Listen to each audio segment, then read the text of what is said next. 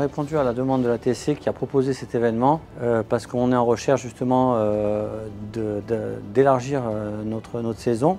C'est une très bonne initiative et ça a permis concrètement de pouvoir présenter son établissement à des opérateurs qui organisent des voyages d'affaires. Et justement, les demandes sont souvent avant et après la saison. Aujourd'hui, on a eu pas mal de prises de contact, quelques demandes directes, mais c'est surtout par la suite que les contacts risquent d'aboutir. Premier voyage en Corse, c'est une découverte totale. Ce qui m'a charmée depuis l'avion, j'ai l'image en fait des montagnes. À l'arrivée à Bastia, en fait, j'ai été charmée par l'authenticité. C'est vraiment le mot que je retiendrai pour la destination, c'est authentique, préservé, nature. On ressent une très forte imprégnation culturelle et c'est touchant. Et puis aussi découverte de saveurs aussi. Je vais revenir, je vais ramener des groupes et je pense que vous sentez à quel point ça m'a touchée, à quel point j'en parle avec le cœur. Donc je vais en parler de cette manière-là à mes clients. Aujourd'hui, tous les établissements hôteliers de la région Corse ont la volonté de développer un tourisme hors saison. Ça colle à la volonté politique et même pour nous une volonté économique. Plus de 650 rendez-vous et aujourd'hui en flux, de manière formelle et informelle, on est à plus de 1200 prises de rendez-vous. C'est quelque chose qui est quand même déjà un vrai succès pour la ville de Bastia.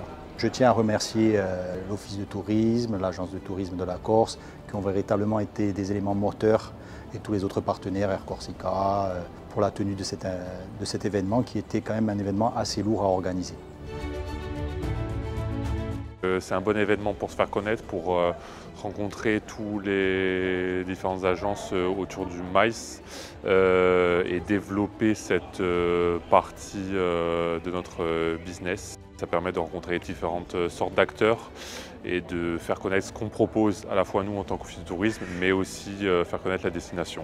Ils sont souvent très agréablement surpris par ce qu'on peut proposer en termes de prestataires, bien évidemment, des demandes particulières et le fait de pouvoir nous adapter à toutes leurs demandes. Au niveau professionnel, c'est vrai qu'en soi, il nous est plus simple de vendre une destination qu'on a testée, qu'on a vue, qu'on a vécu par soi-même. Donc là, c'est une expérience, c'est la raison pour laquelle je suis là d'ailleurs. Et à partir de maintenant, je vais pouvoir pleinement en parler, mais tout autour de moi et mieux convaincre. Parce qu'avant, s'arrêter au virtuel, ce n'était pas suffisant. Ça ne permettait pas assez de signer des contrats. Et là, c'est un nouveau départ pour nous. Concernant déjà le lieu de réception, il y a vraiment de quoi être fier parce qu'aujourd'hui on présente le musée de la Citadelle de Bastia qui est quand même un lieu magnifique. C'est un lieu qui change un petit peu de cette Corse un peu trop balnéaire qui aujourd'hui est en proie à la saisonnalité et dont on veut se départir. C'est tout à fait en adéquation avec ce que Corsica Tour veut promouvoir. C'est une Corse des 4 saisons, une Corse qui se visite et pour la plage, mais aussi et surtout pour son patrimoine bâti et pour toutes les expériences qu'on peut vivre.